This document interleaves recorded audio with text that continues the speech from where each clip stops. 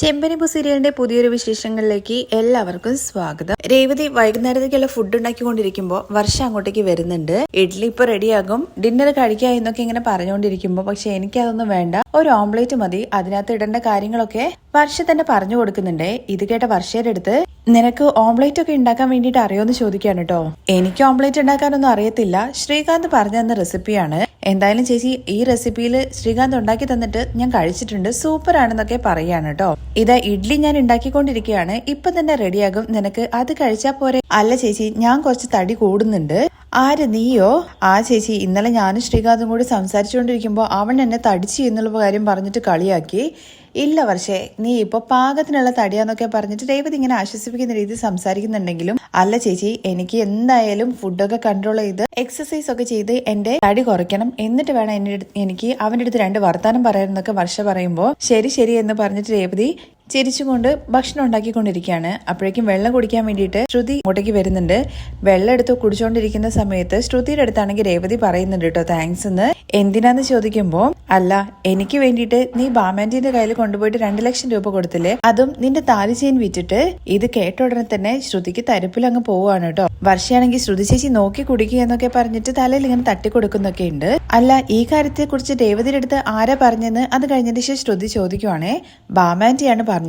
ഇത് കേട്ട ശ്രുതിയാണെന്നുണ്ടെങ്കിൽ മനസ്സിൽ വിചാരിക്കുന്നുണ്ട്, ഈ ആന്റീനെ കൊണ്ട് തോറ്റു, ഞാൻ ആന്റിയുടെ അടുത്ത് അപ്പോഴേ പറഞ്ഞതാണ് ഇതിനെക്കുറിച്ച് ആരെടുത്തും പറയണ്ട എന്ന്. ശ്രുതിയുടെ സംസാരം കേട്ട് വർഷ ശരിക്കും ചിരിക്കുന്നുണ്ടേ. വർഷയുടെ ചിരി കണ്ട് ശ്രുതിയാണെന്നുണ്ടെങ്കിൽ എന്തിനാ വർഷ നീ ചിരിക്കുന്നതെന്ന് ചോദിക്കുന്നുണ്ട്.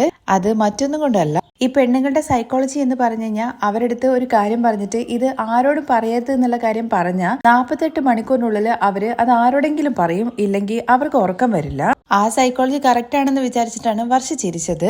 അതെന്തായാലും ശരി തന്നെയാണ്. ബാമാൻറ്റിക്ക് ഒന്നും മറച്ചു വെക്കാൻ വേണ്ടി പറ്റത്തില്ല. ഞാൻ ശ്രുതി പണം എടുത്തിട്ടില്ലല്ലോ, പിന്നെ എന്തിനാണ് നീ ബാമാൻറ്റിന്റെ കയ്യിൽ പണം കൊടുത്തിട്ട് ഈ പണം കളഞ്ഞു പോയിട്ടില്ല, ഇവിടെ തന്നെ ഉണ്ടായിരുന്നു എന്ന് പറഞ്ഞിട്ട് അമ്മയെ ആ പണം ഏൽപ്പിക്കാൻ വേണ്ടിയിട്ട് പറഞ്ഞത്. രേവതി പറയുന്ന ആ സംസാരം കേട്ടിട്ട് ശ്രുതി ഇങ്ങനെ മനസ്സിൽ വിചാരിക്കുന്നുണ്ട്, ഒരു വാക്ക് പോലും തെറ്റാതെ അതുപോലെ തന്നെ ബാമാൻറ്റി രേവതിയുടെ അടുത്ത് പറഞ്ഞു കൊടുത്തിട്ടുണ്ട്. ഞാൻ ആ പണം എടുത്തിട്ടില്ല, പക്ഷെ എങ്കിലും എന്റെ മേലുള്ള പഴി പോകണം, കുടുംബത്തിൽ പ്രശ്നം ഉണ്ടാവരുതെന്ന് വിചാരിച്ചിട്ടല്ലേ ശ്രുതി നീ ഇങ്ങനെയൊക്കെ ചെയ്തത്, അതിനാണ് ഞാൻ താങ്ക്സ് പറഞ്ഞത്. ഉടനെ തന്നെ വർഷയാണെങ്കിൽ രേവതി ചേച്ചി നിക്ക്, ശ്രുതി ചേച്ചി, ചേച്ചി കൊടുത്ത പണമാണല്ലോ ബാമാൻറ്റി രേവതി ചേച്ചിയുടെ കയ്യിലേക്ക് കൊടുത്തിരിക്കുന്നത്, അപ്പോ ഈ കളഞ്ഞുപോയ പണം എവിടെ പോയി? ഇവളൊരുത്തി വെറുതെ ഡിറ്റക്റ്റീവിനെ പോലെ ഓരോന്ന് ചോദിച്ചുകൊണ്ടിരിക്കുന്നൊക്കെ മനസ്സിൽ ഇങ്ങനെ പെറുപെറുക്കുന്നുണ്ട് ശ്രുതി. അപ്പോഴും വർഷം നിർത്തിയിട്ടില്ല കേട്ടോ. രേവതി ചേച്ചി എന്തായാലും പണം എടുത്തിട്ടുണ്ടാവില്ല എന്നുള്ള കാര്യം എല്ലാവർക്കും അറിയാം. രേവതി ചേച്ചിയുടെ മേലെ പഴി ചാരാൻ വേണ്ടി ശ്രമിച്ചു. അന്ന് അങ്കിള് ചോദിച്ചിട്ടുണ്ടായിരുന്നല്ലോ, രേവതി ചേച്ചിയുടെ സ്ഥാനത്ത് ഞാനോ അതോ ചേച്ചിയോ ആണ് ഈ പണം എടുത്തതെന്ന് വെച്ച് കഴിഞ്ഞാല് ആന്റിക്ക് അവരുടെ മേലെ സംശയം തോന്നുമോ എന്നുള്ള കാര്യം. നമ്മുടെ കയ്യിൽ എത്രത്തോളം പണമുണ്ട്, സൊസൈറ്റി നമുക്ക് ഓരോരുത്തർക്കും ഓരോരോ പൊസിഷൻ തരുന്നത്. അപ്പൊ ശ്രുതി ചേച്ചി ആ 2 ലക്ഷം രൂപ ആരായിരിക്കും എടുത്തിട്ടുണ്ടാവുക, അതെങ്ങനെയാ വർഷം എനിക്കറിയുന്നത്? ചേച്ചി, ഈ കാര്യം കണ്ടുപിടിക്കാൻ വേണ്ടിയിട്ട് വളരെ എളുപ്പമാണ്. ആ ദിവസം ബാമാൻറ്റിയുടെ വീട്ടിൽ ആരൊക്കെ പോയിട്ടുണ്ട് എന്നുള്ളതിന്റെ ലിസ്റ്റ് എടുത്തു കഴിഞ്ഞ് കഴിഞ്ഞാൽ പണം ആരാ എടുത്തതെന്നുള്ള കാര്യം നമുക്ക് ഈസി ആയിട്ട് കണ്ടുപിടിച്ചൂടെ. ഇതൊക്കെ കേട്ടിട്ട് ശ്രുതി ആകെ എന്തോ പോലെ ആവുന്നുണ്ട്. അതൊക്കെ നമ്മുടെ രേവതി കറക്റ്റ് ശ്രദ്ധിക്കുന്നുണ്ട്. കുറച്ചുനേരം ഉരുണ്ട് കളിച്ചതിന് ശേഷം ശ്രുതി പറയുന്നുണ്ട്, ഇങ്ങനെ കൂടുതൽ പ്രശ്നങ്ങളിലേക്ക് പോകണ്ട എന്ന് വിചാരിച്ചിട്ടാണ് ആ പണം ഞാൻ ബാമാൻറ്റിയുടെ കയ്യിൽ കൊടുത്തത്. പണം കൊടുത്തോട് കൂടിയിട്ട് നമ്മുടെ പ്രശ്നങ്ങളെല്ലാം അവസാനിച്ചു, കുടുംബത്തില് സമാധാനം ഉണ്ടാവുമല്ലോ. അതൊക്കെ ശരി തന്നെയാണ്, പക്ഷെ ആ 2 ലക്ഷം രൂപ എടുത്ത് ആരാന്നുള്ള കാര്യം നമുക്ക് കണ്ടുപിടിക്കണ്ടേ. ഞാൻ എന്തായാലും ബാമാൻറ്റിയുടെ വീട്ടിൽ ചെന്നിട്ട് ആരൊക്കെയാണ് അന്ന് അവിടെ വന്നതെന്നുള്ള കാര്യത്തെ കുറിച്ച് അന്ന് അന്വേഷിക്കാം. എന്തിനാ വർഷം അതിന്റെയൊക്കെ പുറകെ പോകുന്നത്? അങ്ങനെ പോയി കഴിഞ്ഞ് കഴിഞ്ഞാൽ ഞാനാണ് ആ പണം കൊടുത്തതെന്നുള്ള കാര്യം ആന്റി അറിയും, പിന്നെ രേവതിയെ വീണ്ടും ചീത്ത വിളിക്കും, ഈ പ്രശ്നം വീണ്ടും വീണ്ടും വഷളായിട്ട് പോകും. എന്തായാലും ആന്റി ആ പണം രേവതിക്ക് കൊടുക്കേണ്ട കാശല്ലേ, അത് ഞാൻ കൊടുത്തു, അത്രയല്ലേ ഉള്ളൂ. ഇത് ഇങ്ങനെ തന്നെ വിടുന്നതാണ് വർഷേ നല്ലത്, അതാണ് എല്ലാവർക്കും നല്ലത് എന്നൊക്കെ പറഞ്ഞിട്ട് ശ്രുതി വേഗം അവിടുന്ന് എസ്കേപ്പ് ആയി പോവാണേ. ശ്രുതി അങ്ങ് പോയി കഴിഞ്ഞതിന് ശേഷം വർഷയാണെന്നുണ്ടെങ്കിൽ രേവതി ചേച്ചി ഒരിക്കലും രേവതി ചേച്ചിക്ക് ഫേവർ ആയിട്ടുള്ള ഒരു കാര്യം ചെയ്യുന്ന ആളല്ല ശ്രുതി ചേച്ചി. ഇപ്പൊ എന്താന്ന് വെച്ച് കഴിഞ്ഞാല് ചേച്ചിക്ക് പ്രശ്നം വരരുതെന്ന് വിചാരിച്ചിട്ട് അവര് 2 ലക്ഷം രൂപ കൊടുത്തു. ചേച്ചിക്ക് പ്രശ്നം വന്നു കഴിഞ്ഞാൽ അവരുടെ പ്രശ്നം എന്താണ്? ഇപ്പൊ ശ്രുതി ചേച്ചിക്ക് 2 ലക്ഷം രൂപ ലോസ് ആയിട്ടുണ്ടല്ലോ. ഇതൊക്കെ എന്തിനാണ് ശ്രുതി ചെയ്യുന്നതെന്നുള്ള കാര്യത്തെ കുറിച്ചൊക്കെ വർഷം ഇങ്ങനെ ചോദിക്കുന്നുണ്ട്. ഇതേ കാര്യം തന്നെയാണ് സച്ചേട്ടനും ചോദിച്ചത്. സംതിങ് ഫിഷി, ഇതിൽ എന്തോ ഒരു മർമ്മമുണ്ട്, അത് തന്നെയാണ് എനിക്കും തോന്നുന്നത് രേവതി പറയുന്നുണ്ട്. എന്തായാലും രേവതി ചേച്ചി, നമുക്ക് ഇതിനെക്കുറിച്ച് പിന്നീട് സംസാരിക്കാം. ചേച്ചി ഓംലൈൻ ഉണ്ടാക്കിയതിന് ശേഷം എന്നെ വിളിക്കുക എന്ന് പറഞ്ഞിട്ട് വർഷ അവിടുന്ന് പോകുന്നുണ്ട് കേട്ടോ. വർഷ പോയി കഴിഞ്ഞതിന് ശേഷം സച്ചി രേവതിക്ക് അരികിലേക്ക് വരുവാണ്. സച്ചിയെ കണ്ട ഉടനെ തന്നെ ഭക്ഷണം എടുത്തു വെക്കട്ടെ, ഇപ്പൊ ആവും, അങ്ങനെയൊക്കെയാണ് കേട്ടോ പറയുന്നത്. രേവതി അതെല്ലാം വിട്, നിന്റെ അടുത്ത് ഞാൻ പറഞ്ഞിട്ടില്ലായിരുന്നോ ശ്രുതി പണം കൊടുത്തതിന് താങ്ക്സ് പറയാൻ വേണ്ടിയിട്ട്, അത് നീ പറഞ്ഞോ? അവളുടെ മുഖഭാവം എങ്ങനെ ഉണ്ടായിരുന്നു എന്ന് ചോദിക്കുകയാണേ. ഇത് കേട്ട രേവതി ആണെങ്കിൽ സംതിങ് ഫിഷി എന്ന് പറയുന്നുണ്ട്. എന്ത് ഫിഷോ? നീ എന്താ മുളകിന്റെ മീൻകറിന്റെ കാര്യമായിട്ടാണോ പറയുന്നതെന്നൊക്കെ ചോദിക്കുന്നുണ്ടേ. അല്ല സച്ചിയേട്ടാ, അങ്ങനെ വെച്ച് കഴിഞ്ഞാല് എന്തോ ഒരു മർമ്മം ഇതിനകത്തുണ്ട്, അങ്ങനെയാണ് അതിന്റെ അർത്ഥം എന്നാണ് വർഷ എന്റെ അടുത്ത് പറഞ്ഞു തന്നത്. ഫിഷ് എന്ന് പറഞ്ഞ മീനല്ലേ? ഈ വെള്ളക്കാർ ഇവിടുന്ന് പോകുന്ന സമയത്ത് എല്ലാം തെറ്റായിട്ടാ പറഞ്ഞു കൊടുത്തിരിക്കുന്നത്. ശരി, അതൊക്കെ വിട്ടേക്ക്. പൗഡർ എടുത്തി സംസാരിക്കുന്ന സമയത്ത് എന്തൊക്കെയോ ഒരു വശപ്പശക്ക് തോന്നുന്നില്ലേ? ഇത് തന്നെയാണ് വർഷയും പറഞ്ഞത്. നിങ്ങൾക്ക് എന്തിനാണ് ശ്രുതി ചേച്ചി ഹെൽപ്പ് ചെയ്യുന്നത്? അവൾ ഒരിക്കലും അങ്ങനത്തെ ചെയ്യുന്ന ആളല്ലല്ലോ എന്നൊക്കെയാണ് വർഷ ചോദിച്ചത്. അത് തന്നെയാണ് രേവതി ഞാനും ചോദിച്ചത്. ഈ വീട്ടിലുണ്ടല്ലോ പൗഡർ എടുത്തി ശ്രുതിക്ക് വേണ്ടിയിട്ടല്ലാതെ മറ്റാർക്കും വേണ്ടിയിട്ട് നല്ല ഒരു കാര്യം ചെയ്യില്ല. എന്തിന്? എന്റെ അമ്മയ്ക്ക് പോലും ചെയ്യില്ല. അവൾ അത്രയും വലിയ കേടിയാണ്. അങ്ങനത്തെ അവള് നിനക്ക് വേണ്ടിയിട്ട് ഇങ്ങനെ ഒരു കാര്യം ചെയ്തിട്ടുണ്ടെന്നുണ്ടെങ്കിൽ ഉറപ്പായിട്ടും നീ പറഞ്ഞതുപോലെ ഇതിൽ എന്തോ ഒരു ഫിഷിയുണ്ട്. എന്തിനായിരിക്കും സച്ചിയേട്ടാ അവള് എനിക്ക് വേണ്ടിയിട്ട് അങ്ങനെ അവള് ഉറപ്പായിട്ടും എന്തെങ്കിലും ഒരു തെറ്റ് മറയ്ക്കാൻ അവളുടെ സ്വയം രക്ഷയ്ക്ക് വേണ്ടിയിട്ടാണ് ഇങ്ങനെ ചെയ്തിട്ടുണ്ടാവുക. അല്ലെങ്കിലും ഈ പൗഡർ എടുത്തിട്ട് കാര്യത്തിലുണ്ടല്ലോ, എനിക്ക് ആരംഭത്തിലെ വലിയ സംശയമുണ്ട്. ഇവള് പറയുന്നുണ്ടല്ലോ മലേഷ്യ ഇളയച്ചൻ, അവളുടെ അച്ഛൻ മലേഷ്യ ജയിലില്, ഇത് മൊത്തം പ്രശ്നമാണ്. അവളുടെ ലൈഫിൽ എന്തോ ഒരു മർമ്മമുണ്ട്. അധികം വൈകാതെ തന്നെ നമ്മൾ അത് ചൂണ്ട് പുറത്ത് കൊണ്ടുവരും. ഓഫീസിൽ ഇരിക്കുന്ന ശ്രുതിക്ക് അരികിലേക്ക് ശ്രുതി വന്നിരുന്നിട്ട് ശ്രുതിയെ ഇങ്ങനെ നോക്കിക്കൊണ്ടിരിക്കണേ. ശ്രുതി എന്താ എന്നെ ഇങ്ങനെ നോക്കുന്നത്? അല്ല, നീ അമ്മയ്ക്ക് വേണ്ടിയിട്ട് താലിച്ചെയിൻ വിറ്റിട്ട് ആ പണം കൊടുത്തു, ഇപ്പോ കവറിങ് ഇട്ടിരിക്കുകയാണ്. നിനക്ക് ഉടനെ തന്നെ ഒരു താലിച്ചെയിൻ മേടിക്കണം. എനിക്ക് ചെയിൻ മേടിച്ചു തരാനൊക്കെ ശ്രുതി ഉണ്ടല്ലോ, പിന്നെ എനിക്ക് എന്താ പ്രശ്നം? എനിക്ക് അങ്ങനെ സ്വർണത്തിനോടൊന്നും വലിയ ആഗ്രഹമൊന്നുമില്ല ശ്രുതി. എനിക്ക് ശ്രുതിയുടെ കൂടെ നിന്നാ മതി എന്നൊക്കെ പറഞ്ഞിട്ട് ശ്രുതിയെ സോപ്പിടുവാണേ. ഇത്രയും എന്നെ സ്നേഹിക്കുന്ന നിന്നെ ഞാൻ നന്നായിട്ട് തന്നെ നോക്കണ്ടേ? നമുക്കും നന്നായിട്ട് ഡെവലപ്പ് ചെയ്യണം, നമ്മുടെ ബിസിനസ് നന്നായിട്ട് ഡെവലപ്പ് ചെയ്യണം. അതിനെന്താ, ബിലസറിന്റെ ഡീലർഷിപ്പ് ഒക്കെ കിട്ടിയിട്ട് ഇപ്പൊ ബിസിനസ് ഒക്കെ ഡെവലപ്പ് ചെയ്ത് നമ്മൾ നന്നായിട്ടല്ലേ പോകുന്നത്? അതൊക്കെ ശരി തന്നെയാണ്. പക്ഷെ എങ്കിലും എത്ര പ്രോഫിറ്റ് കിട്ടും എന്നുള്ള കാര്യങ്ങളെ കുറിച്ചിട്ടൊന്നും നമുക്ക് അറിയില്ലല്ലോ. എന്തായാലും നമുക്ക് നോക്കാം എന്നൊക്കെ പറഞ്ഞിട്ട് ശ്രുതി അവിടെ നിൽക്കുമ്പോഴേക്കും അങ്ങോട്ടേക്ക് ഒരാൾ വരുന്നുണ്ട് കേട്ടോ. അയാളെ കണ്ട ഉടനെ തന്നെ ശ്രുതി ചോദിക്കുന്നുണ്ട്, എന്താ നിങ്ങൾ സാധനം എടുക്കാൻ വേണ്ടി വന്നതാണോ എന്ന്? ഇല്ല, നിങ്ങളുടെ മേലെ പെട്ടിരിക്കുന്ന കണ്ണെടുത്ത് മാറ്റാൻ വേണ്ടി വന്നതാ. കണ്ണെടുക്കാനോ? അല്ല, നിങ്ങൾ ഇത്രയും വലിയ കട വെച്ചിരിക്കുന്നുണ്ടല്ലോ, ഇത് കണ്ടിട്ട് ആൾക്കാര് നിങ്ങളുടെ മേലും അതുപോലെ കടയുടെ മേലൊക്കെ കണ്ണു വെക്കില്ലേ? ദൃഷ്ടിദോഷം ഒക്കെ ഉണ്ടായിട്ടുണ്ടാവും, അതൊക്കെ എടുത്ത് മാറ്റണ്ടേ? ഇതെല്ലാം കേട്ടിട്ട് ശ്രുതിക്ക് കാര്യം മനസ്സിലാവുന്നില്ല. നിങ്ങൾ മനസ്സിലാവുന്ന രീതിയിൽ പറയുന്ന അദ്ദേഹത്തിനടുത്ത് പറയുന്നുണ്ട്, മറ്റൊന്നല്ല, നിങ്ങളുടെ മേലും അതുപോലെ തന്നെ ഈ കടയുടെ മേലൊക്കെ പെട്ടിരിക്കുന്ന ഈ ദൃഷ്ടി പെടാതിരിക്കാൻ വേണ്ടിയിട്ട് എന്റെ കയ്യിൽ ഒരു ഫോട്ടോ ഉണ്ട്. അത് നിങ്ങളുടെ കടയിൽ വെച്ച് കഴിഞ്ഞ് കഴിഞ്ഞാൽ പിന്നെ ദൃഷ്ടിദോഷം ഒന്നും വരില്ല, കണ്ണേറും വരില്ല. അത് കടയിൽ വെച്ചിട്ട് നിങ്ങൾ വ്യാപാരം ചെയ്താലുണ്ടല്ലോ, നിങ്ങൾക്ക് വ്യാപാരം നല്ല രീതിയിൽ മുന്നോട്ട് പോകും. നിങ്ങളുടെ കടയെ ആരും കണ്ണുവെക്കത്തില്ല. ആ പടം എന്ന് പറയുന്നത് അന്ന് നമ്മുടെ വർഷ ചന്ദ്രയുടെ മേല് മാവൊക്കെ ചിന്തിയ സമയത്ത് ഒരു ഫോട്ടോ എടുത്തിട്ട് ഇൻസ്റ്റഗ്രാമിലൊക്കെ പോസ്റ്റ് ചെയ്തിട്ടുണ്ടായിരുന്നല്ലോ, സോഷ്യൽ മീഡിയയില്. ആ ഫോട്ടോ ആണ് ഇപ്പൊ ഒരു ഫോട്ടോ ഫ്രെയിം പോലെ ആക്കിയിട്ട് ആൾക്കാർ കൊണ്ടു നടന്ന് വിൽക്കുന്നത്. ശ്രുതിക്ക് ഇങ്ങനത്തെ കാര്യങ്ങളൊക്കെ ഭയങ്കര വിശ്വാസമാണല്ലോ. അദ്ദേഹം പറയുന്നത് കേൾക്കുമ്പോഴേക്കും ശ്രുതി അതിനകത്ത് വീഴുകയും ശ്രുതിയുടെ അടുത്ത് ഇങ്ങനെ പറയുന്നുണ്ട്, നമ്മൾ ഇപ്പോഴല്ലേ ബിസിനസ് ഡെവലപ്പ് ചെയ്യുന്ന കാര്യങ്ങളെ കുറിച്ചിട്ട് സംസാരിച്ചത്. ആ കറക്റ്റ് സമയത്താണല്ലോ അദ്ദേഹം ഈ കണ്ണുപെടരുത് എന്നുള്ള കാര്യങ്ങളെ കുറിച്ചിട്ടൊക്കെ ഫോട്ടോ ആയിട്ട് വരുന്നത്. ഫോട്ടോ എവിടെ കാണട്ടെ എന്ന് ശ്രുതി ചോദിക്കുമ്പോൾ ഞാനിത് പുറത്ത് വെച്ചിട്ടുണ്ട്, എടുത്തോണ്ട് വരാ എന്ന് പറഞ്ഞിട്ട് അദ്ദേഹം പോയിട്ട് ആ ഫോട്ടോ എടുത്തോണ്ട് വരുവാണേ. ഇത് എന്ത് പടമാണെന്നുള്ള കാര്യം ചോദിക്കുന്നുണ്ട്. ഇത് കണ്ണുപെടാതിരിക്കാനുള്ള ഒരുതരം പ്രത്യേക ശക്തിയുടെ പടമാണ്. ഇങ്ങനൊരു പടം മുമ്പ് ഞാൻ കണ്ടിട്ടില്ലല്ലോ എന്നുള്ള കാര്യത്തെക്കുറിച്ച് ശ്രുതിയും പറയുന്നുണ്ട്. ഇത് ആന്ധ്രയിൽ നിന്ന് വരുന്നതാണ്. അവിടെ ഭയങ്കര ഫേമസ് ആയിട്ടുള്ള ഒരു ദൃഷ്ടിപ്പെടാതിരിക്കാനുള്ള ഒരു ഫോട്ടോയാണ്. ഇപ്പോ ഇന്ത്യയിൽ മുഴുവൻ ഇത് വിറ്റു പോകുന്നുണ്ടെന്നൊക്കെ പറയാണേ. ഇപ്പോഴാണ് ഇത് കേരളത്തിലേക്ക് വന്നത്. ഈ ഫോട്ടോ കണ്ടിട്ട് ആരുടെ റിയൽ ഫേസ് പോലെ തോന്നുന്നുണ്ടല്ലോ, എവിടെയോ ഈ ഫോട്ടോ കണ്ടിട്ട് പരിചയമുണ്ടല്ലോ എന്നൊക്കെ ശ്രുതി ആ ഫോട്ടോ എടുത്ത് നോക്കിയിട്ട് ഇങ്ങനെ പറയുന്നുണ്ട്. ഉടനെ തന്നെ ശ്രുതിയുടെ മൈൻഡിലേക്ക് വരുന്നത് ഇത് ആന്റിയുടെ ഫോട്ടോ ആണ്. ആ ശരിയാണല്ലോ, ഇത് അമ്മയുടെ ഫോട്ടോ ആണല്ലോ എന്ന് ശ്രുതിയും. ആന്റിയുടെ മുഖത്ത് അന്ന് അരിപ്പൊടി വീണിട്ടില്ലായിരുന്നോ, അന്ന് എടുത്ത ഫോട്ടോ ആണെന്നാ തോന്നുന്നത്. ഇത് അന്ന് വർഷം എടുത്തിട്ട് സോഷ്യൽ മീഡിയയിലൊക്കെ ഇട്ടില്ലേ സ്റ്റാറ്റസിന്റെ ആ ഫോട്ടോ ആണ് ഇത്. ആ ശരിയാണല്ലോ, എടോ ഇത് എന്റെ അമ്മയാണ്. അതെ സർ, ഇത് എല്ലാവരുടെയും അമ്മയാണ്. ഈ ഫോട്ടോ എന്റെ അമ്മയുടെ തന്നാ പറഞ്ഞത്. ഇത് എത്ര നിങ്ങൾ വിറ്റു എന്ന് ചോദിക്കുമ്പോൾ ഇത് ഒരുപാട് നാളായിട്ട് കൺദൃഷ്ടിപ്പെടാതിരിക്കാൻ വേണ്ടിയിട്ട് ഒരുപാട് ആൾക്കാർ മേടിച്ചു എന്ന് പറയാണ്. ഇത് ആന്ധ്രയിലാണ് ഇറക്കുമതി ചെയ്തത്. ഇപ്പോഴാണ് ഈ നാട്ടിലേക്ക് എന്ന് പറയുമ്പോൾ ശ്രുതിയുടെ അടുത്ത് പറയുന്നുണ്ട്, ഇത് നോക്കു സുധി, ഇത് ആന്ധ്രയിൽ പോയിട്ട് ഫേമസ് ആയിട്ട് ഇപ്പൊ കേരളത്തിലേക്ക് വന്നതാണ്. അപ്പോഴേക്കും അവിടെ സ്റ്റാഫൊക്കെ ഇങ്ങനെ നോക്കി നിൽക്കുന്നുണ്ടല്ലോ, അവരെ ഓടിക്കുന്നുണ്ട് ഇവിടെ എന്ത് നോക്കി നിൽക്കുക എന്ന് പറഞ്ഞിട്ട്. ഒരു ഫോട്ടോയ്ക്ക് 200 രൂപയാണ് കേട്ടോ. ശരി, എല്ലാ ഫോട്ടോയും ഞാൻ തന്നെ മേടിക്കുക എന്ന് പറഞ്ഞിട്ട് ശ്രുതി അത് മേടിക്കുന്നുണ്ട്. ഈ ശ്രുതി വെക്കുന്നുണ്ട്, എന്തിനാ ഈ ഫോട്ടോസ് എല്ലാം മേടിച്ചു വെക്കുന്നത്? പിന്നെ അമ്മയുടെ ഫോട്ടോ നാട് നീളെ കൊണ്ടുപോയിട്ട് വിൽക്കാൻ വേണ്ടിട്ട് അനുവദിക്കണം, ഞാൻ തന്നെ എല്ലാം മേടിക്കുക എന്ന് പറഞ്ഞിട്ട് പൈസ കൊടുത്തിട്ട് എല്ലാ ഫോട്ടോസും മേടിക്കുന്നുണ്ട്. എന്തായാലും ഈ പടം കാരണം എനിക്കും നല്ലത് തന്നെയാണ് സംഭവിച്ചത്. ഈ പടം വെച്ചിട്ട് ഞാൻ ഒരുപാട് പണം ഉണ്ടാക്കി. ഇപ്പൊ കണ്ടില്ലേ, മൊത്തത്തിൽ നിങ്ങൾ എടുത്തിട്ട് എനിക്ക് പണം കിട്ടി. എടാ, തനിക്കെന്താ പറഞ്ഞ മനസ്സിലാവില്ലേ? ഇത് എന്റെ അമ്മയുടെ ഫോട്ടോ ആണ്. ഇനി ഈ ഫോട്ടോ നീ വിറ്റുകൊണ്ട് നടന്നു കഴിഞ്ഞാലുണ്ടല്ലോ, നിന്നെ ഞാൻ പോലീസിൽ പിടിച്ചു കൊടുക്കുന്നൊക്കെ പറഞ്ഞിട്ട് സുധി അയാളെ വിരട്ടിയിട്ട് വേണം കേട്ടോ അവിടുന്ന് വിടുന്നത്. ഇതിനകം നാട്ടിലെ എത്ര ഫോട്ടോസ് വിറ്റ് കാണുമോ ആവോ. എന്തായാലും ആ രേവതിയും അതുപോലെ സച്ചിയും കൂടി ഒപ്പിച്ച പണിയായിരിക്കും ഇത്. എന്തിനാണ് എന്ത് വന്നു കഴിഞ്ഞാലും അവരെ നീ കുറ്റപ്പെടുത്തുന്നത് എന്നുള്ള കാര്യം ശ്രുതി ചോദിക്കുന്നുണ്ടേ. അവൻ അങ്ങനെയൊക്കെ ചെയ്യുന്ന ആളാണ്. പാവം അമ്മ ഈ ഫോട്ടോ കണ്ടു കഴിഞ്ഞാൽ ഇനിയിപ്പോ എന്തായിരിക്കും അവസ്ഥ വരിക എന്നൊക്കെ പറഞ്ഞിട്ട് അവിടെ നിന്ന് ഇങ്ങനെ നിൽക്കുവാണ്. തുടർന്ന് കാണിക്കുന്ന ശ്രുതിയും വീട്ടിലെത്തിയതിനു ശേഷം അമ്മയുടെ കയ്യിലേക്ക് ആ ഫോട്ടോ കൊണ്ടുപോയി കൊടുക്കുവാണ്. ആ ഫോട്ടോ നോക്കിക്കൊണ്ട് ഈ ഫോട്ടോ എവിടെ നിന്നാ കിട്ടിയെന്ന് ചോദിക്കുന്നുണ്ട്.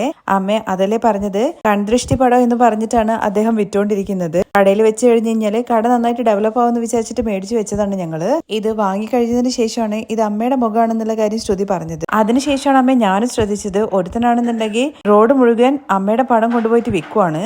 ആരാടാ എന്റെ ഫോട്ടോ ഇങ്ങനെ ചെയ്തു വെച്ചെന്ന് അത് ആരാന്നുള്ള കാര്യം ആന്റി അറിയില്ല. ഓൾറെഡി നോർത്ത് ഇന്ത്യയിൽ ഇത് നന്നായിട്ട് സെയിൽ ആവുന്നുണ്ടെന്നുള്ള കാര്യം പറഞ്ഞു. അന്ന് അമ്മയുടെ തലയില് മാവ് വീണ സമയത്ത് അമ്മയുടെ മുഖം ഇങ്ങനെയല്ലായിരുന്നോ? മാവ് വീണപ്പോഴാന്നുള്ള കാര്യം കാണുമ്പോഴേക്കും നമ്മുടെ വർഷയും അതുപോലെ തന്നെ രേവതിയെ നോക്കി പേടിപ്പിക്കുന്നുണ്ട് കേട്ടോ ചന്ദ്ര. ഞാനെന്താ ദൃഷ്ടിബൊമ്മയാണോ? നിങ്ങൾക്കൊക്കെ എന്നെ കണ്ടു കഴിഞ്ഞാൽ എന്താ തോന്നുന്നൊക്കെ ചന്ദ്ര ചോദിക്കുന്നുണ്ട്. അതിനകത്ത് എഴുതിയിട്ടുണ്ടല്ലോ, കൺദൃഷ്ടിപ്പെടാതിരിക്കാനുള്ള അമ്മ എന്ന്. ഇത് എന്റെ കൺമുമ്പ് പോലും വെക്കരുത്, എടുത്ത് കളയടാ എന്ന് പറഞ്ഞിട്ട് ചന്ദ്ര തന്നെ അത് എറിഞ്ഞ് പൊട്ടിക്കുകയാണ്. ദേവി അത് കണ്ടുകൊണ്ട് വരുന്നത്.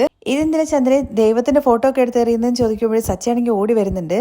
അച്ഛൻ കണ്ണു തുറന്ന് നന്നായിട്ട് നോക്ക്, അത് ദൈവത്തിന്റെ ഒന്നും ഫോട്ടോ അല്ല, കൺദൃഷ്ടി പടമാണെന്ന് പറയാണ്. അപ്പോഴേക്കും ചന്ദ്രനെങ്കിൽ ഡാ എന്ന് പറഞ്ഞ് ദേഷ്യത്തിൽ വിളിക്കാനുണ്ട് സച്ചിയെ. ഇല്ലല്ല അച്ഛാ, ഇത് അമ്മയുടെ ഫോട്ടോ ആണ്. ഇത് കണ്ട രവിയാണെന്നുണ്ടെങ്കിൽ ചന്ദ്രയും അതുപോലെ ഫോട്ടോയിലേക്ക് ഇങ്ങനെ മാറി മാറി നോക്കുന്നുണ്ട്. ഫോട്ടോ കണ്ടിട്ട് രവി ചിരിക്കുവാണ്. അച്ഛന് തന്നെ ഇത് കണ്ടിട്ട് ചിരി വരുന്നുണ്ടല്ലേ എന്ന് പറഞ്ഞിട്ട് സച്ചിയും ചിരിക്കുകയാണ്. ഞാൻ എപ്പോഴാടാ ചിരിച്ചത്? ചന്ദ്ര ദേഷ്യത്തിൽ ഇങ്ങനെ നോക്കുന്നുണ്ട്. ഇല്ലടാ, ഞാൻ ചിരിച്ചിട്ടില്ല, ഞാൻ ഭയങ്കര ദേഷ്യത്തിലാണുള്ളത്. അച്ഛന്റെ മുഖം കണ്ടു കഴിഞ്ഞാൽ അങ്ങനെ തോന്നുന്നില്ലല്ലോ. അച്ഛൻ എന്തിനാ ചിരി പിടിച്ചേക്കുന്നത്? അച്ഛൻ ചിരിക്കച്ചാ എന്ന് പറഞ്ഞിട്ട് സച്ചി ഇങ്ങനെ ചിരിപ്പിക്കുന്നുണ്ട്. പക്ഷേ ഞാൻ ദേഷ്യത്തിലാന്ന് പറഞ്ഞിട്ട് ദേഷ്യഭാവത്തിൽ തന്നെ ഇങ്ങനെ നിൽക്കുവാണ് കേട്ടോ രവി. ചന്ദ്രയുടെ ഫോട്ടോ വന്നിട്ടുണ്ട്, പക്ഷെ അത് ചന്ദ്ര തന്നെയാണോ എന്നൊരു സംശയം ഉണ്ടെന്ന് പറഞ്ഞിട്ട് വീണ്ടും നോക്കുവാണേ. അപ്പോഴേക്ക് ചന്ദ്രയ്ക്കാണെങ്കിൽ കലി ഇങ്ങനെ തുള്ളുന്നുണ്ട്. ചന്ദ്ര അങ്ങ് തിരിഞ്ഞു നിൽക്കുമ്പോഴേക്കും രവി സംശയം തീർക്കാൻ വേണ്ടിയിട്ട് ചന്ദ്രയ്ക്ക് അരികിലേക്ക് കൊണ്ടുവച്ചിട്ട് ഫോട്ടോ ഇങ്ങനെ നോക്കുന്നുണ്ട് കേട്ടോ. ഇത് കണ്ട് രേവതി ചിരി അടക്കി പിടിച്ചിരിക്കുകയാണ്. വർഷയുടെ കാര്യം അറിയാലോ, വർഷ അങ്ങ് പൊട്ടിച്ചിരിക്കുന്നുണ്ട്. അടുത്ത് കൊണ്ടുവച്ചിട്ട് നോക്കിയിട്ട് കൺഫേം ചെയ്ത് പറയാണ്, അതെ ശരി, ഇത് ചന്ദ്ര തന്നെയാണല്ലോ. ദേഷ്യം പിടിച്ചിട്ട് ചന്ദ്ര അങ്ങ് മാറി നിൽക്കുവാണേ. വർഷയാണെങ്കിൽ ഭയങ്കരമായിട്ട് ചിരിക്കുന്നുണ്ട് കേട്ടോ. അത് കണ്ട് രേവതിക്കും ചിരി വരുന്നുണ്ട്. വർഷ ചിരിക്കുന്നതിനൊന്നും പറയുന്നില്ല. പക്ഷെ രേവതി ചിരിക്കുമ്പോഴേക്കും നീ എന്തിനാടി പല്ല് കാണിക്കുന്നത്? നിന്നെ കണ്ടിട്ടാണല്ലോ ഈ നാട് മുഴുവൻ ചിരിക്കുന്നത്. നിന്റെ അനിയൻ ചെയ്ത പണിക്ക് ഈ നാട്ടുകാർ മൊത്തം നിന്നെ നോക്കി ചിരിച്ചില്ലേ? ആ നീയാണോ എന്നെ നോക്കി ചിരിക്കുന്നത്? അച്ഛ എന്തിനാണ് ഇപ്പൊ കഴിഞ്ഞു പോയ വിഷയങ്ങളെ കുറിച്ച് പറയുന്നതെന്ന് ചോദിക്കുകയാണേ. ഇതെല്ലാം ഇവൾ ഒറ്റയൊരുത്തി ഒപ്പിച്ച പണിയാണ്. ഞാൻ എന്തിനാണ് അമ്മ ഇങ്ങനെയൊക്കെ ചെയ്യുന്നതെന്ന് രേവതി ചോദിക്കുന്നുണ്ടേ. അന്ന് നീയാണല്ലോ എന്റെ തലയിൽ മാവ് ഇട്ടിട്ടുണ്ടായി. ആ ഫോട്ടോ എടുത്ത് ആരുടെങ്കിലും പറഞ്ഞിട്ട് വിൽക്കാൻ വേണ്ടി പറഞ്ഞിട്ടുണ്ടാകും. പൂ വിൽക്കുന്നത് പോരാത്തതിനുമാണോ എന്നെ നാണം കെടുത്താൻ വേണ്ടിയിട്ട് ഈ ഫോട്ടോ വിറ്റ് നടക്കുന്നത്? അമ്മ പറഞ്ഞത് കറക്റ്റ് ആണ്, ഇവള് തന്നെയായിരിക്കും ഇത് ചെയ്തതെന്ന് പറഞ്ഞിട്ട് രേവതിയെ കുറ്റപ്പെടുത്തുമ്പോഴേക്കും സച്ചിയാണെന്നുണ്ടെങ്കിൽ നീ കണ്ടിരുന്നോടാ, വെറുതെ ആവശ്യമില്ലാത്ത സംസാരിക്കാൻ നിൽക്കണ്ട, മറ്റുള്ളവരുടെ മേലെ പഴിച്ചാരി സംസാരിക്കുന്ന ശീലം നീ നിർത്തിക്കോണം, വെറുതെ മിണ്ടാതിരുന്നോ എന്ന് പറഞ്ഞിട്ട് ശ്രുതിക്കിട്ട് നല്ല കൊടുക്കുന്നുണ്ട്. ശ്രുതിയാണെങ്കിൽ അപ്പോഴേക്കും ശ്രുതി നീ ഒന്നും മിണ്ടാതിരിക്കുന്നു പറഞ്ഞിട്ട് അവന്റെ വായ അടപ്പിക്കുകയാണ്. നീ എന്തിനാണ് അവനെ വരട്ടുന്നത്? നിന്റെ ഭാര്യ തന്നെയാണ് ഈ പണിയൊക്കെ ചെയ്തിട്ടുണ്ടാവുക എന്ന് പറഞ്ഞിട്ട് വീണ്ടും രേവതിയെ കുറ്റപ്പെടുത്തുവാണ് ചന്ദ്ര. ഇത് കേട്ട രേവതിയാണെങ്കിൽ അമ്മ എന്തിനാ എന്നെ കുറ്റപ്പെടുത്തുന്നത്? ഞാൻ എന്തിനാ ഇങ്ങനത്തെ ജോലിയൊക്കെ ചെയ്യുന്നത്? രേവതിയെ കുറ്റപ്പെടുത്തുന്നത് കാണുമ്പോഴേക്കും രവിയും പറയുന്നുണ്ട്, രേവതി ഒരിക്കലും അങ്ങനത്തെ കാര്യങ്ങളൊന്നും ചെയ്യില്ല, എന്തിനാണ് എല്ലാ ദേഷ്യവും നീ അവളുടെ മേൽ തീർക്കുന്നത്? ഇത് അങ്ങനെ അങ്ങ് വിട്ടേക്ക് ചന്ദ്ര എന്ന് പറയുമ്പോൾ അതെങ്ങനെ വിട്ട് കളയുന്നത്? നിങ്ങളുടെ ഫോട്ടോ ഇതുപോലെ ചെയ്തു കഴിഞ്ഞാൽ നിങ്ങൾക്ക് അപ്പം മനസ്സിലാകും എന്റെ അവസ്ഥ എന്താണെന്ന്. എന്റെ ഫോട്ടോ വിറ്റ് കഴിഞ്ഞ് കഴിഞ്ഞാൽ ആരാ ചന്ദ്രയെ വാങ്ങാൻ വേണ്ടി പോകുന്നത്? എന്റെ മുഖം കണ്ടു കഴിഞ്ഞാൽ പാവത്തെ പോലെ ഉണ്ടാവുമല്ലോ, ആർക്കാണ് കൺദൃഷ്ടി പോവുക? ഇത് കേട്ട് വർഷ വീണ്ടും ചിരിക്കുവാണേ. വർഷ ചിരിക്കുമ്പോഴേക്കും ശ്രീകാന്ത് ആണെന്നുണ്ടെങ്കിൽ വർഷ നീ ഒന്ന് ചിരി അടക്കുക എന്ന് പറഞ്ഞിട്ട് അങ്ങ് തിരിച്ചു നിർത്തുവാണേ. തുടർന്ന് വീണ്ടും രേവതിയെ തന്നെ കുറ്റപ്പെടുത്താണ്. ഇത് ഇവളുടെ പണി തന്നെയാണ്, പൂ വിറ്റിട്ട് കിട്ടുന്നത് പോരാത്തതിനാണ് അവൾ ഇങ്ങനത്തെ ഒരു പണിയും കൂടി ചെയ്തു വെച്ചിരിക്കുന്നത്. പക്ഷേ അല്ലാതെ രേവതിയുടെ മേലെ പഴിച്ചാരണ്ട എന്നുള്ള കാര്യം പറഞ്ഞേക്കെന്ന് സച്ചി അച്ഛൻ്റെ അടുത്ത് പറയുവാണ് കേട്ടോ. നീലടി അന്ന് എന്റെ തലയിൽ അരിപ്പൊടി വാരിയിട്ടത് അമ്മ അത് താനെ വീണതാണ്. അമ്മ എല്ലാം പ്ലാൻഡ് ആയിട്ട് ചെയ്തിരിക്കുന്നത്. അന്ന് അമ്മയെ എണ്ണ ഒഴിച്ചിട്ട് തറയിൽ വീഴ്ത്തിയിട്ടു. അത് കഴിഞ്ഞതിന് ശേഷം അരിപ്പൊടി തലയിൽ വാരിയിട്ടു. എന്നിട്ട് ഫോട്ടോ എടുത്ത് വിൽക്കാൻ വേണ്ടിയിട്ടാണ് ഇതെല്ലാം പ്ലാൻഡ് ആയിട്ട് ചെയ്തതാണെന്ന് ശ്രുതി ഇങ്ങനെ തറപ്പിച്ച് പറയാൻ കേട്ടോ. എടാ, നിന്റെ അത്രയും ക്രിമിനലായിട്ട് ചിന്തിക്കാൻ വേണ്ടിയിട്ട് ഇവിടെ വേറെ ആർക്കും പറ്റില്ല. നീയാണല്ലോ മറ്റുള്ളവരുടെ പണം എപ്പോഴാണ് അടിച്ചോണ്ട് കൊണ്ടുപോകാൻ വേണ്ടി പറ്റുക എന്നുള്ള പ്ലാനൊക്കെ ഇട്ടിട്ട് നിൽക്കുന്നത്. ശ്രുതിയെ പറയുമ്പോഴേക്കും ശ്രുതിയാണെന്നുണ്ടെങ്കിൽ സച്ചി എപ്പോ നോക്കി കഴിഞ്ഞു കഴിഞ്ഞാലും അത് തന്നെ പറയാൻ വേണ്ടി നിൽക്കണ്ട. ആന്റിയുടെ പടം എങ്ങനെയാണ് പിന്നെ പുറത്തു പോയത്, ഇത് ഉറപ്പായിട്ടും ഇവള് തന്നെയാണ് ചെയ്തതെന്ന് പറഞ്ഞിട്ട് വീണ്ടും രേവതിയെ പറയാനുണ്ട് ചന്ദ്ര. രേവതിയെ പറഞ്ഞത് കേൾക്കുമ്പോഴേക്കും നമ്മുടെ വർഷയ്ക്ക് ദേഷ്യം വരുന്നുണ്ട്. ഇതിന് കാരണം രേവതി ചേച്ചിയല്ല, എന്തിനാ വെറുതെ രേവതി ചേച്ചിയെ ചീത്ത വിളിക്കുന്നത്, ഇതിന് കാരണം ഞാനാണെന്ന് പറയാണേ. ഇത് കേട്ടിട്ട് എല്ലാവരും ഭയങ്കര അത്ഭുതത്തോട് കൂടിയിട്ട് വർഷയെ ഇങ്ങനെ നോക്കുവാണേ. വർഷയാണല്ലോ അന്ന് ഈ ഫോട്ടോ എടുത്തിട്ട് സോഷ്യൽ മീഡിയയിൽ ഇട്ടത്, നീ കാരണോ എന്നുള്ള കാര്യം ശ്രീകാന്ത് ആണെങ്കിൽ ഒന്നും കൂടി ചോദിക്കുന്നുണ്ട്. അതെ, അന്ന് ഞാൻ ഈ ഫോട്ടോ എടുത്ത് സോഷ്യൽ മീഡിയയിൽ ഇട്ടിട്ടുണ്ടായിരുന്നല്ലോ, ആ ഫോട്ടോ ആരോ എടുത്തിട്ട് ഇങ്ങനെ ചെയ്തതാണ്. നീ എന്തിനാ വർഷേ ഇങ്ങനെയൊക്കെ ചെയ്തെന്നുള്ള കാര്യം ശ്രീകാന്ത് ചോദിക്കുമ്പോൾ ഞാൻ ജസ്റ്റ് ഫണ്ടിന് വേണ്ടി ചെയ്തതാണ്, പക്ഷേ ഈ ഫോട്ടോ ആരെങ്കിലും ഇങ്ങനെ എടുത്ത് ചെയ്യുന്നൊക്കെ ഉള്ള കാര്യം എനിക്കറിയായിരുന്നു. അച്ഛാ, നമുക്കെന്താ അച്ഛാ ഇങ്ങനെ ഒരു ഐഡിയ തോന്നാണ്ടിരുന്നത്, നമ്മുടെ അമ്മയുടെ ഫോട്ടോ മറ്റാരോ ഇങ്ങനെ എടുത്ത് വിൽക്കുവാണ്, ഇത് നമ്മുടെ സ്വന്തമാണെന്ന് പറഞ്ഞിട്ട് നമുക്ക് വിറ്റൂടെ, നമുക്കെന്തോ റൈറ്റ് ഉണ്ടെന്നുള്ള കാര്യം പറയില്ലേ, കോപ്പി റൈറ്റ്, അത് നമുക്കാണെന്ന് പറഞ്ഞിട്ട് ഇത് നമുക്ക് സ്വന്തമാണെന്ന് പറഞ്ഞിട്ട് ഈ ഫോട്ടോ നമുക്ക് ഇവിടെ ഒരു കട വെച്ചിട്ട് വിറ്റാലോ. ഈ ഫോട്ടോ എത്ര രൂപയ്ക്കാണ് മേടിച്ചതെന്ന് ചോദിക്കുമ്പോൾ 200 rupees എന്നാണ് ശ്രുതി പറയുന്നുണ്ട്. അച്ഛാ, ഒരു ഫോട്ടോ വിറ്റതിന് 200 രൂപ, 10 ഫോട്ടോ വിറ്റ് കഴിഞ്ഞാൽ 2000 രൂപ, 100 ഫോട്ടോ വിറ്റ് കഴിഞ്ഞാൽ 20,000 രൂപ കിട്ടും. സച്ചി പറയുന്നത് കേൾക്കുമ്പോഴേക്കും ചന്ദ്രയ്ക്ക് അങ്ങ് അരിച്ചു കയറുന്നുണ്ട്. കേട്ടോ രവിയേട്ടാ, അവൻ എന്റെ ഫോട്ടോ വിറ്റിട്ട് പൈസ ഉണ്ടാക്കാൻ വേണ്ടി പോകുന്ന കാര്യത്തെക്കുറിച്ച് പറയുന്നത്. അതിനെന്താ ചന്ദ്രേ, ആരോ ഒരാള് നിന്റെ മുഖം വിറ്റിട്ട് പൈസ ഉണ്ടാക്കുന്നു, അതിന് സങ്കടപ്പെടാതെ സന്തോഷിക്കല്ലേ വേണ്ടത്. അച്ഛൻ പറയുന്നത് കേട്ട് സച്ചി ചിരിക്കുന്നുണ്ടേ. ഇത് കണ്ട് ചന്ദ്രയാണെന്നുണ്ടെങ്കിൽ പോകുമ്പോഴേക്കും ശ്രുതി പിടിച്ചു നിർത്തുന്നുണ്ട്. അമ്മേ, ഈ ഫോട്ടോ ഞാൻ ഷോപ്പിൽ വെക്കണോ വേണ്ടെന്ന് ചോദിക്കുകയാണേ. എടാ എന്ന് പറഞ്ഞിട്ട് ദേഷ്യപ്പെടുമ്പോ, എടാ ആ ഫോട്ടോ വെക്കുന്നതിനേക്കാൾ നല്ലത് നിനക്ക് അമ്മയുടെ ശരിക്കുള്ള ഫോട്ടോ അങ്ങ് വെച്ചാ പോരെ, രണ്ടും ഒന്ന് തന്നെയല്ലേ. അമ്മേ, ഞാനൊരു ബുക്കിൽ വായിച്ചിട്ടുണ്ട്, ഒരുപാട് ആൾക്കാർ ഒരേ കാര്യം തന്നെ വിശ്വസിച്ച് കഴിഞ്ഞു കഴിഞ്ഞാൽ ആ കാര്യം തെറ്റാണെങ്കിൽ പോലും അത് സത്യമായിട്ട് മാറുമെന്ന്. അതുപോലെ തന്നെ ഈ ഫോട്ടോ മേടിച്ചവരെല്ലാവരും ദൃഷ്ടി പോകും എന്നുള്ള വിശ്വാസത്തോട് കൂടിയിട്ടാണല്ലോ വാങ്ങിയിട്ടുണ്ടാവുക. ആ വിശ്വാസം എല്ലാം കൂടി ചേർന്നിട്ട് ശരിക്കും ഈ ഫോട്ടോയ്ക്ക് പവർ വന്നിട്ടുണ്ടെങ്കിലോ. ശ്രുതി പറയുന്നത് കേൾക്കുമ്പോഴേക്കും സച്ചിയാണെങ്കിൽ ആ ഫോട്ടോ എടുത്ത് നോക്കിക്കൊണ്ട്, അച്ഛാ ഇവൻ പറഞ്ഞതിലും കാര്യമുണ്ടെന്നാ തോന്നുന്നത്. എന്തായാലും എടാ, നീ 10 ഫോട്ടോ മേടിച്ചു എന്നല്ലേ പറഞ്ഞത്, അതിൽ ഒരു ഫോട്ടോ എനിക്ക് തന്നേക്ക്, ഞാൻ കാറിൽ വെക്കും. സച്ചിയേട്ടൻ എന്തൊക്കെയായി പറയുന്നതെന്ന് രേവതി ചോദിക്കുമ്പോൾ, അല്ല രേവതി, എനിക്ക് ഒരുപാട് സവാരി വരുന്നുണ്ടെന്ന് വിചാരിച്ചിട്ട് ആൾക്കാർ കണ്ണു വെക്കില്ലേ, അതുപോലെ തന്നെ നമ്മുടെ കൂടെയുള്ള പിള്ളേരുടെ കാറിലും ഈ ഫോട്ടോ വെക്കാലോ. ആ ഫോട്ടോ മേടിച്ചു വെച്ചിട്ട് ഒന്ന് സംസാരിക്കാണ്ടിരിക്കുക സച്ചിയേട്ടാ, അമ്മ ഭയങ്കര ദേഷ്യത്തിലാന്ന് പറയുന്നുണ്ട്. തുടർന്ന് ശ്രുതിയാണെങ്കിൽ വീണ്ടും ചോദിക്കുന്നുണ്ട്, അമ്മ ഈ ഫോട്ടോ ഞാൻ വെക്കണോ വേണ്ടയോ എന്നുള്ള കാര്യം. നിന്നെ ഞാനുണ്ടല്ലോ എന്ന് പറഞ്ഞിട്ട് ശ്രുതി അടിക്കാൻ വേണ്ടി പോകുമ്പോഴേക്കും ചന്ദ്രയുടെ അടുത്ത്, ചന്ദ്രേ അവൻ വെച്ചോട്ടെ, നിനക്കും ദൃഷ്ടിയുണ്ട്, അതുപോലെ തന്നെ നമ്മുടെ വീട്ടിലാണെങ്കിൽ എവിടെയെങ്കിലും ഒന്ന് തൂക്കിയിടാം, നിങ്ങളും ഇവരുടെയൊക്കെ കൂടെ ചേർന്നിട്ട് എന്നെ കളിയാക്കണോ എന്ന് ചോദിക്കുന്നുണ്ട്. വർഷയും ചിരിക്കുന്നുണ്ടല്ലോ. ഞാൻ എന്തിനാണ് ചന്ദ്രയെ കളിയാക്കുന്നത്, നാട്ടിലെ എല്ലാ കടകളിലും വെച്ചിട്ടുണ്ടല്ലോ, അപ്പൊ ഒന്ന് നമുക്കും വെക്കാലോ. ഒരു തേങ്ങാക്കൊലയും വേണ്ട, ഈ ഫോട്ടോ വെക്കരുത് സുധി എന്ന് പറയാണ്. അയ്യോ അമ്മേ, ഒരു ഫോട്ടോ ഞാന് ഷോറൂമിൽ വെച്ചിട്ടുണ്ട്. ഇത് കേട്ട ചന്ദ്രയാണെങ്കിൽ ദേഷ്യത്തോട് കൂടിയിട്ട്, ആരാടാ നിന്റെ അടുത്ത് ആ ഫോട്ടോ അവിടെ വെക്കാൻ വേണ്ടി പറഞ്ഞത്, അത് കൊണ്ടുപോയി എടുത്ത് കളയടാ എന്ന് പറയാണേ. അയ്യോ അങ്ങനെ കളയണ്ട, അങ്ങനെ അത് ആരുടെയെങ്കിലും കൈ കിട്ടി കഴിഞ്ഞു കഴിഞ്ഞാൽ അവനത് അവന്റെ കടയിൽ കൊണ്ടുവച്ചിട്ട് അത് അവൻ വിറ്റ് ചിലപ്പം കാശുണ്ടാക്കാൻ വേണ്ടി തുടങ്ങും. സച്ചി പറയുന്നത് കേട്ടിട്ട് അവസാനം ഒരു രക്ഷയില്ലാതെ ചന്ദ്ര ഇങ്ങനെ പറയുന്നുണ്ട്, മിണ്ടാതിരിയടാ, ഇതെല്ലാം ഇവൾ ഒറ്റൊരുത്തി കാരണമാണ്, ഇവൾ ഈ വീട്ടിലേക്ക് വന്നതിന് ശേഷമാണ് എനിക്ക് ഇത്തരം അപമാനങ്ങളൊക്കെ എന്നെ തേടി വരുന്നത്. ഇത് കേട്ട സച്ചിയാണെങ്കിൽ ഒട്ടും വിട്ടുകൊടുക്കുന്നില്ല. അച്ഛാ, ഈ ഫോട്ടോ കാരണം അമ്മ നാട്ടിൽ മൊത്തം ഫേമസ് ആയി, അങ്ങനെ നോക്കി കഴിഞ്ഞു കഴിഞ്ഞാൽ അമ്മ രേവതിക്ക് നന്ദി പറയല്ലേ വേണ്ടത്. ഇവന്റെ അടുത്തൊക്കെ ആരെങ്കിലും മനുഷ്യന്മാര് സംസാരിക്കോ രവിയേട്ടാന്ന് ചോദിക്കുമ്പോ, ശരി വിട്ടേക്ക് ചന്ദ്രേ, ഇവന്റെ അടുത്തൊക്കെ മനുഷ്യൻ സംസാരിക്കോ എന്നുള്ള കാര്യം പറയുന്നുണ്ടല്ലോ, അതിന് മറുപടി എന്നുള്ള രീതിയിൽ കൊടുക്കുന്നുണ്ട് കേട്ടോ. മനുഷ്യന്മാരല്ലെങ്കിൽ പിന്നെ ഇവന്റെ അടുത്ത് തിരുവനന്തപുരം സൂല് പോയിട്ട് സംസാരിക്കാൻ വേണ്ടി പറയുന്നത്. അച്ഛാ, അച്ഛൻ പറഞ്ഞത് ഞാൻ പറയാൻ വേണ്ടി ഉദ്ദേശിച്ചതാണ്. ഇതെല്ലാം കേട്ട് വർഷം ഇങ്ങനെ ചിരിക്കുകയാണ്. അത്രയും നേരം ഒന്നും പറയാണ്ട് നിന്നെങ്കിലും വർഷയുടെ ചെന്നിട്ട് ഇവളുടെ അടുത്തൊന്നും മിണ്ടാതിരിക്കാൻ വേണ്ടിയിട്ട് പറയുമോ എന്നുള്ള കാര്യം ശ്രീകാന്തിന്റെ അടുത്ത് പറഞ്ഞിട്ട് അവിടെ അങ്ങ് പോവാണ് കേട്ടോ ചന്ദ്ര. അപ്പോഴും പോകുന്ന ചന്ദ്രയെ പിടിച്ചു നിർത്തിക്കൊണ്ട്, അമ്മ ഈ ഫോട്ടോ വെക്കണോ വേണ്ടോ എന്നുള്ള കാര്യം ശ്രുതി വീണ്ടും മണ്ടനെ പോലെ ചോദിച്ചുകൊണ്ടിരിക്കുമ്പോഴേക്കും ശ്രുതി അങ്ങ് പിടിച്ച് തള്ളിയിട്ടിട്ട് ചന്ദ്ര അങ്ങ് പോകുന്നുണ്ട്. തുടർന്ന് പിറ്റേ ദിവസം കടയിലേക്ക് ചെല്ലുവാണ് കേട്ടോ. അപ്പോഴും അമ്മയുടെ ഫോട്ടോ അങ്ങനെ ആവാൻ കാരണം രേവതിയാണെന്നുള്ള സംശയം ഉണ്ടെന്നുള്ള കാര്യം ശ്രുതി ഇങ്ങനെ പ്രകടിപ്പിക്കുന്നുണ്ട്. എന്നാൽ ശ്രുതി പറയുന്നുണ്ട്, ഓൾറെഡി വർഷ പറഞ്ഞു കഴിഞ്ഞല്ലോ അവള് സോഷ്യൽ മീഡിയയിൽ എടുത്തിട്ടു എന്നുള്ള കാര്യം, അതെടുത്ത് ആരോ ഫോട്ടോ ആക്കിയതാണെന്ന്. അങ്ങനെ അവരെ സംസാരിച്ചിങ്ങനെ വരുന്ന സമയത്ത് കടയിലെ ഒരു സ്റ്റാഫ് ആണെന്നുണ്ടെങ്കിൽ ചന്ദ്രയുടെ ആ ഫോട്ടോ ഉണ്ടല്ലോ, കൺദൃഷ്ടി ഫോട്ടോ, ആ ഫോട്ടോ കടയിൽ ഇങ്ങനെ തൂക്കുവാണ്. എടാ നീ എന്താണ് ചെയ്യുന്നതെന്ന് ചോദിക്കുമ്പോൾ, പറ്റാതിരിക്കാനുള്ള ഈ ഫോട്ടോ ഞാൻ ഇവിടെ തൂക്കുകയാണെന്ന് പറയുകയാണെ, അങ്ങനെയാണെന്നുണ്ടെങ്കിൽ നീ അതിനകത്തൊരു മാലയിട്ട് ആരതിയും കൂടി ഒഴിയടാ എന്ന് പറയുന്നുണ്ട്. ശരി ബോസ്, അങ്ങനെയാണെങ്കിൽ ഞാൻ പോയിട്ടൊരു മാല മേടിച്ചോണ്ട് വരാമെന്ന് പറഞ്ഞിട്ട് അവൻ പോകാൻ വേണ്ടി പോകുമ്പോഴേക്കും, എടാ അവിടെ നിക്കടാ സാർ, എന്തായാലും നമുക്ക് മാലയൊക്കെ ഇടാൻ നല്ലതല്ലേ, അത് കണ്ടു കഴിഞ്ഞ് കഴിഞ്ഞാൽ നല്ലത് നടക്കുന്നുള്ള കാര്യമല്ലേ പറയുന്നത്. എടാ ഈ ഫോട്ടോ ഇവിടെ വെച്ചിട്ടുണ്ടല്ലോ, എന്റെ അമ്മ അറിഞ്ഞു കഴിഞ്ഞു കഴിഞ്ഞാൽ എന്റെ ജീവിതത്തില് മോശപ്പെട്ടത് മാത്രമേ നടക്കുള്ളൂ. നീ ആ ഫോട്ടോ എടുത്ത് കളയാൻ വേണ്ടി നോക്ക്. ആരടുത്ത് ചോദിച്ചിട്ടാണ് നീ ഈ ഫോട്ടോ ഒക്കെ തൂക്കുന്നത്? എന്റെ അടുത്ത് ചോദിക്കാതെ നിന്റെ അടുത്ത് ആരാടാ ഇങ്ങനെയൊക്കെ ചെയ്യാൻ വേണ്ടി പറഞ്ഞെന്നൊക്കെ ചോദിച്ചിട്ട് സ്റ്റാഫിന്റെ അടുത്ത് ദേഷ്യപ്പെടുമ്പോഴേക്കും ശ്രുതിയാണെങ്കിൽ ശ്രുതി എന്തിനാണ് ദേഷ്യപ്പെടുന്നത് എന്നുള്ള കാര്യം ചോദിച്ചുകൊണ്ട് ശ്രുതി അവനെ വായ അടപ്പിക്കുന്നുണ്ട്. അപ്പോഴേക്കും ശ്രുതിയുടെ ഫോണിലേക്കാണെങ്കിൽ അഭിലാഷ് സാർ വിളിക്കുവാണ് കേട്ടോ. അഭിലാഷ് സാർ എന്ന് പറഞ്ഞിട്ട് വേഗം കോളൊക്കെ അറ്റൻഡ് ചെയ്യുന്നുണ്ട്. സാർ എന്തോ പറയുന്നത് കേട്ട് താങ്ക് യു സാർ, ഒരുപാട് സന്തോഷമുണ്ട് സാർ എന്നൊക്കെ പറഞ്ഞിട്ട് ഭയങ്കര സന്തോഷപ്പെടുന്നുണ്ട്. ഫോൺ വെച്ച ഉടനെ തന്നെ ശ്രുതി എന്ന് പറഞ്ഞിട്ട് സന്തോഷത്തോടു കൂടി ഇങ്ങനെ പിടിക്കുന്നുണ്ട്. പെട്ടെന്നാണ് ശ്രുതിയുടെ മൈൻഡിലേക്ക് ആ ഫോട്ടോയുടെ കാര്യം വരുന്നത്. സ്റ്റാഫ് കൊണ്ടുപോയി കളയാൻ വേണ്ടി പോയല്ലോ ഫോട്ടോ എടുത്ത് തിരികെ വരാൻ വേണ്ടി പറയുന്നുണ്ട്. നീ എടുത്തെടുത്ത് തന്നെ അത് വെച്ചേക്ക്, എന്നിട്ട് അതിനകത്ത് മാലയൊക്കെ ഇട്ടിട്ട് നന്നായിട്ട് പൂജയൊക്കെ ചെയ്യാൻ വേണ്ടി പറയുന്നുണ്ട്. ഫോട്ടോ തിരികെ വെക്കാൻ വേണ്ടിയിട്ട് പറഞ്ഞല്ലോ, അതുകൊണ്ട് തന്നെ ശ്രുതി ചോദിക്കുന്നുണ്ട് എന്തിനാണ് ആ ഫോട്ടോ തിരികെ വെക്കാൻ വേണ്ടി പറയുന്നത്? ആ ഫോട്ടോ വെച്ച സമയം നമുക്ക് നല്ലത് നടന്നു ശ്രുതി. അഭിലാഷ് സാറ് പ്രോഫിറ്റ് ആയിട്ട് 10 lakhs നമ്മുടെ അക്കൗണ്ടിലേക്ക് അയച്ചിട്ടുണ്ട്. ആണോ എന്ന് വിശ്വസിക്കാൻ പറ്റാതെ ശ്രുതി ചോദിക്കും. അതെ, ഇത് നോക്കെന്ന് പറഞ്ഞിട്ട് ഫോണിൽ മെസ്സേജ് കാണിച്ചു കൊടുക്കുന്നുണ്ട്. എല്ലാം ഈ ഫോട്ടോ കാരനാണെന്ന് പറഞ്ഞിട്ട് ഫോട്ടോന്റെ അടുത്ത് പോയിട്ട് പ്രാർത്ഥിക്കുന്നൊക്കെ ഉണ്ട് കേട്ടോ ശ്രുതി. ാണ് മറ്റൊരു എപ്പിസോഡിന്റെ രംഗം അവസാനിക്കുന്നത്. ബാക്കി വിശേഷങ്ങൾ കേൾക്കാൻ താല്പര്യമുണ്ടെന്നുണ്ടെങ്കിൽ നെക്സ്റ്റ് എപ്പിസോഡിൽ നിന്ന് കമന്റ് ചെയ്യണേ. അത് മാത്രമല്ല, നമ്മുടെ ശ്രുതിയാണ് ആ പണം എടുത്തതെന്നുള്ള കാര്യം സച്ചിക്കും രേവതിക്കും അതുപോലെ വർഷയ്ക്കും സംശയം തോന്നിയിട്ടുണ്ട്. ഉടനെ തന്നെ അത് കണ്ടെത്താനുള്ള സാധ്യതയുണ്ട്. ഇപ്പൊ തന്നെ അവർ ചോദിക്കാണ്ട് ചോദിച്ചല്ലോ, ആ പണം ശ്രുതി എടുത്തിട്ട് ശ്രുതി തന്നെ അവിടെ കൊണ്ടുവച്ചതാണ് എന്നുള്ള കാര്യത്തെക്കുറിച്ച്. അതിന്റെ ഡീറ്റെയിൽ ആയിട്ടുള്ള റിവ്യൂ ഒക്കെ കേൾക്കാൻ താല്പര്യമുണ്ടെന്നുണ്ടെങ്കിൽ നെക്സ്റ്റ് എപ്പിസോഡിൽ നിന്ന് കമന്റ് ചെയ്യണേ. താങ്ക്